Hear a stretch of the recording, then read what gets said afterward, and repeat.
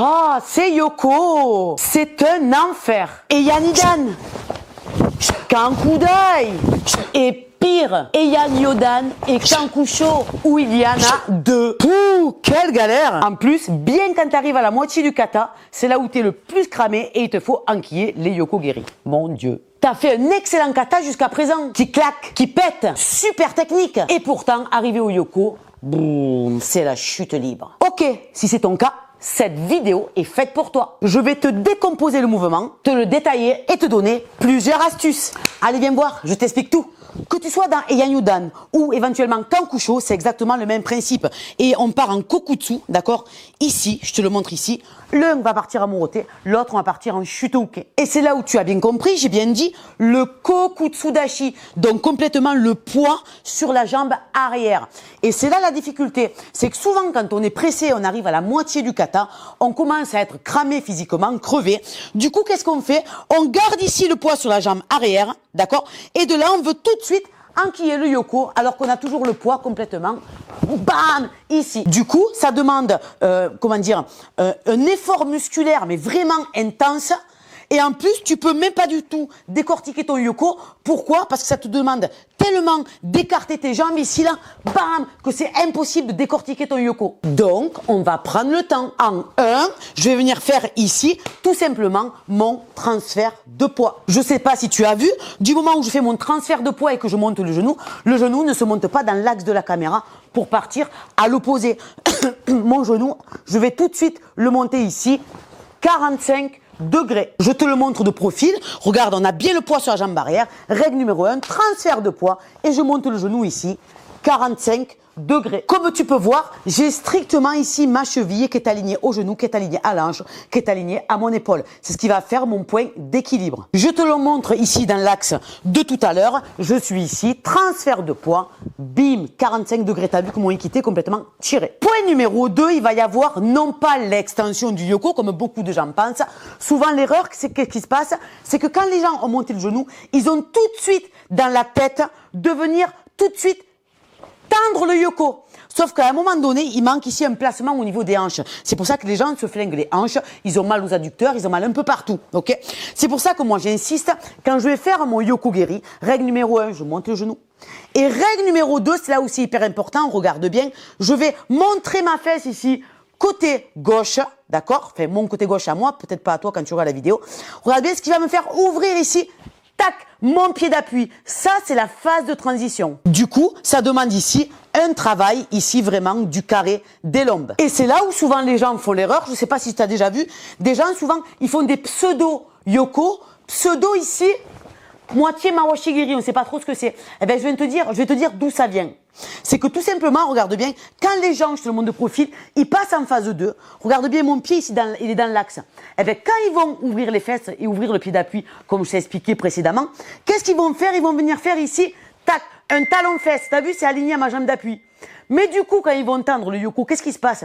Ils vont solliciter uniquement le quadriceps, donc la chaîne antérieure. Du coup, qu'est-ce qui se passe? Ça fait des pseudo-poussées avec un pseudo boum, mawashi-geri. C'est pour ça que moi je propose, quand on enseigne avec Sab, d'accord, et ma soeur, quand on fait des stages, tout ça, c'est regarde bien, règle numéro 1, t'as vu que on va dire mon tibia est dans l'axe du bâton, ok? T'as vu, c'est pas compliqué. Règle numéro 2, eh bien, quand je vais montrer les fesses à la caméra et ouvrir mon pied d'appui, il faut que l'axe du bâton reste au niveau de l'axe, tac, du pied. Alors, ok, tu vas me dire, ouais, mais Jess, attends, quand je vais tendre mon Yoko, je vais le faire 45. Eh bien, je te dis non. Pourquoi? Parce que si tu le fais 45 degrés, de nouveau, ça veut dire quoi? Ça veut dire que tu as sollicité complètement ta chaîne antérieure. Or, le Yoko-Geri, en fait, on est complètement sur une chaîne postérieure. C'est l'importance ici. Je te le montrerai, je te mettrai un trait. C'est 1, 2, donc tu l'as compris ici. Et en 3, quand tu vas tendre ton Yoko, regarde bien, il va falloir que je récupère l'axe. Je te mettrai une ligne. Pour récupérer l'axe, ça va être tout le rôle de la chaîne postérieure du fessier, du carré des lombes, d'accord, qui va venir là, recentrer le Yoko-Geri. Et c'est là où c'est important, c'est pour ça que j'insiste, je te le montre ici, phase 1, phase 2, voilà comme s'expliquait, phase 3, donc il va y avoir l'extension avec l'uraken. Tu as vu que mes hanches, du coup, sont plus ou moins positionnées. Mais les hanches et le pied vont partir, tu as vu, en opposition du coup de pied. De plus, au niveau du haut du corps, tout à l'heure je te parlais du tirage de liquidité avec du raken, ça va m'intéresser. Pourquoi? Parce que quand je vais envoyer mon yoko-eri, ça va être hyper important de venir tirer en opposition.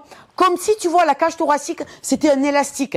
Et je vais t'expliquer pourquoi ça va me servir. C'est parce que le fait d'ouvrir vraiment la cage thoracique avec les hanches, boum, en opposition, ça va me servir, boum, derrière pour, on va dire, pour la frappe. Donc, on s'était arrêté, phase 1, super, on a fait le transfert de poids. Phase 2, on avait ici montré les fesses, comme je t'ai expliqué, dans l'axe. Phase 3, on avait recentré le yoko-geri avec l'uraken. Il va y avoir la phase 4 qui va être le ramener. Le ramener, regarde bien, le genou va se mettre, tchac, dans l'axe, pour ouvrir mes hanches, de manière ensuite à passer directement en fudo dashi. Et souvent, l'erreur, qu'est-ce qu'ils font? Les gens, ils font ça. Ils vont ramener tout le tibia, regarde, vers là-bas, pour ensuite reposer de l'autre côté. T'imagines, c'est lourd, c'est lent, tu perds complètement un équilibre parce que tu veux aller vite, et en plus, tu te crèves pour rien et tu n'es pas efficace. C'est pour ça que moi, je prends l'option, quand je suis ici, de ramener que le pied, comme si j'avais un pao, d'accord? Ici, je vais te le montrer en mode rapido. Bon, t'imagines que ça, c'est un pao, ok? Donc, le pao, ici, il est ici. Je fais ça. Je ramène uniquement, tac, à l'intérieur du pao. Mais tu as vu que mes hanches sont ouvertes et le genou est dans l'axe où je vais poser. Là, tu as vu, quand je pose, je suis en fudo dashi. Donc, tu comprends bien que c'est plus facile de faire ça, pose, que de faire ça, pause. Donc si je te le résume, après je te montre la fin du mouvement, puisqu'il va y avoir vraiment les deux yoko, et tu verras qu'il va y avoir une différence phénoménale. Règle numéro 1, je fais mon transfert de poids, genou 45. Règle numéro 2, je monte mes fesses en gardant le pied ici dans l'axe, je te remontrerai de l'autre côté. Règle numéro 3, je fais mon extension, d'accord, de jambes avec l'ouverture de la cage thoracique. Règle numéro 4, je ramène en gardant ouvert. Règle numéro 5, clac, fudo. Et c'est là où, si tu me suis sur la chaîne YouTube depuis un moment, tu sais très bien que moi, je vais venir ancrer le talon dans le sol. Je pousse sur le talon. Ça me fait tendre mon genou. La tension du genou va m'aider à envoyer mes hanches. Et je vais venir ici envoyer l'épaule, le coude, ok? Et sans oublier de venir s'asseoir pour couper l'état de circulaire. Après, il va y avoir le yoko numéro 2. Alors, tu vas me dire, c'est bon, Jess, on a compris, on se remet en phase 1, phase 2, phase 3, phase 4, nanana. Alors, je te dis oui et non. Moi, pendant des années, je te le dis clairement, je l'ai enseigné de revenir, d'accord, en phase 1, refaire 2, 3, 4, 5, et boum, et 6. Sauf que, à force de l'enseignement, moi, je me suis aperçu, d'accord, que les gens, quand ils arrivent, quand ils passent leur grade ou ils sont en compétition, quand ils arrivent, on n'a pas le temps, d'accord, de refermer les hanches pour les rouvrir de l'autre côté. T'imagines? C'est comme tout à l'heure, c'est comme si moi je dis à mon corps, bon, écoute, mon petit pied d'amour là, tu dois partir là-bas, mais en premier, je vais te dire de partir, de revenir à l'opposé pour réouvrir. T'imagines comme c'est compliqué. Alors du coup, il y a une petite astuce que moi je pratique, certaines le font et certaines ne le font pas. Ça c'est toi qui choisiras, mais je te donne l'astuce quand même. C'est que regarde, ici on est en fermeture. Pourquoi s'empêcher? On a le pied qui est directement dans l'axe, on a le genou qui est dans l'axe, et on a les hanches qui sont dans l'axe. Alors pourquoi on va demander au corps de tout refermer, cling, cling, cling, cling, pour ensuite tout réouvert, cling, cling, cling, cling. Tu vois, moi, je suis toi. Option, c'est de passer directement en phase numéro 2. Tu vois? Et de là, phase numéro 2, tu refais ici, tu réaxes le yoko-geri, tac, ramène, fudo, comme on a vu tout à l'heure, bien en tirant l'équité. Et ensuite, on refait la déclinaison ici. Boum. Alors, au niveau de la déclinaison, il y a un débat. Moi, je le vois sur les réseaux, si tu me suis sur Instagram, tout ça, tu verras, je fais pas mal de mini-tutos. C'est des vidéos qui durent quoi, entre 30 secondes et une minute. Je te conseille d'aller voir notre compte Instagram, je crois que c'est Jessica Sabrina Bulle, ou bien c'est dans le lien, dans le descriptif, mais il y a des gens, souvent, voilà, ils critiquent, pourquoi? Parce qu'ils disent, ouais, non, c'est pas normal, le talon, il doit pas aller derrière, parce que si tu vas à l'arrière, tu perds toute l'énergie, alors que nous, on nous a toujours appris qu'il fallait partir vers l'avant. Ça veut dire quoi? Ça veut dire que moi, en fait, contrairement à beaucoup de gens, moi, je dis à mon corps, à mon talon, de planter, boum, l'arrière. je vais te dire, moi, l'avantage que j'ai de ce côté-là, c'est que le fait de planter le talon vers l'arrière, d'accord, ça m'aide à avoir, on va dire, une extension du genou qui va m'envoyer les hanches. Du coup, entre le talon qui va aller en bas et la hanche qui va se pivoter, c'est comme si j'avais un élastique que je vais, boum, tendre en opposition, tu vois. Et c'est ce qui me fait, moi, la tension du mouvement, la tension de ma posture. Il y en a certains qui vont critiquer, mais c'est pour ça, il n'y a pas de critique, c'est pas juste ou faux. Les gens, ils comprennent pas. Il y a des gens qui disent, mais non, c'est faux, c'est archi faux, c'est une erreur, c'est machin. Mais pourquoi c'est une erreur? Du moment où c'est efficace.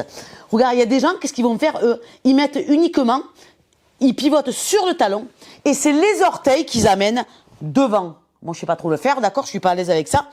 Ils disent, oui, c'est normal, parce que toute la force pour l'inertie, pour la puissance, il faut obligatoirement aller vers l'avant. D'accord, mais obligatoirement de quoi? Est-ce que c'est marqué dans les règles du karatéka? Non, d'accord. Il faut vraiment le faire en fonction de sa morphologie. C'est pour ça que moi, je te conseille vivement d'essayer les deux versions. Et tu prends celle qui te correspond le mieux. Critique ou pas critique, le but c'est que tu sois performant. D'accord? À un moment donné, c'est l'ouverture d'esprit. Donc, c'est pour ça que, regarde, le fait d'amener le talon, en fait, inconsciemment, moi, je vais te dire pourquoi je le fais pas.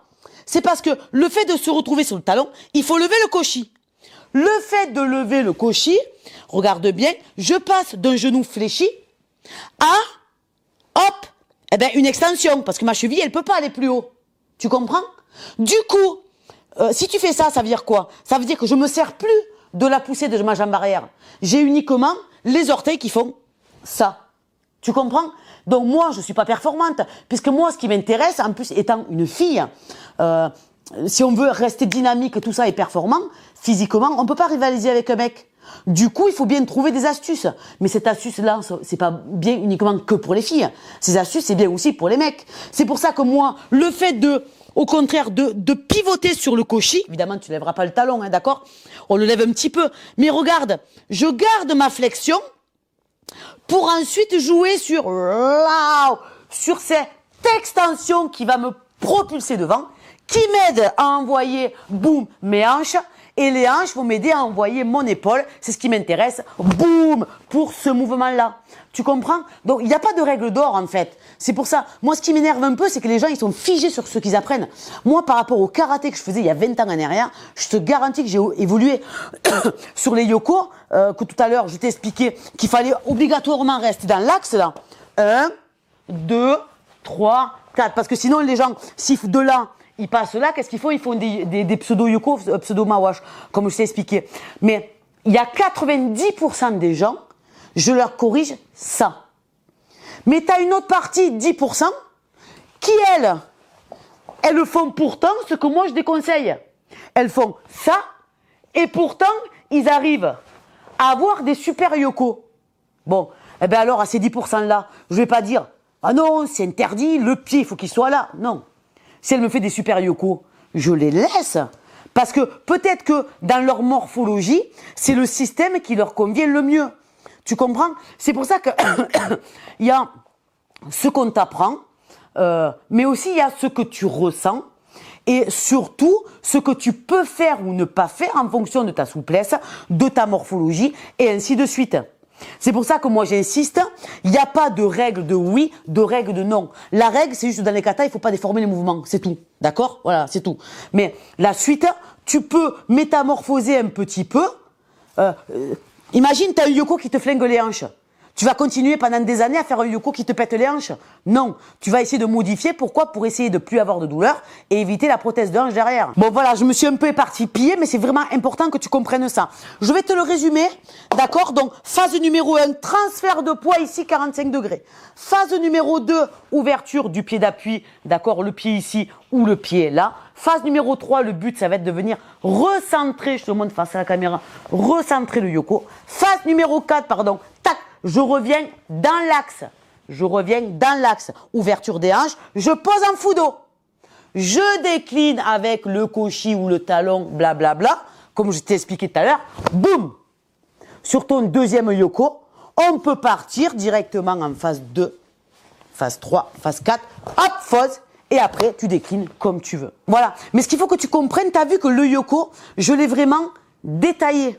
Si je l'ai détaillé, c'est pas pour rien. C'est parce que souvent, d'accord, quand on fait un yokogiri, on a des muscles qui sont forts et des muscles qui sont faibles parce qu'on travaille sur des chaînes musculaires.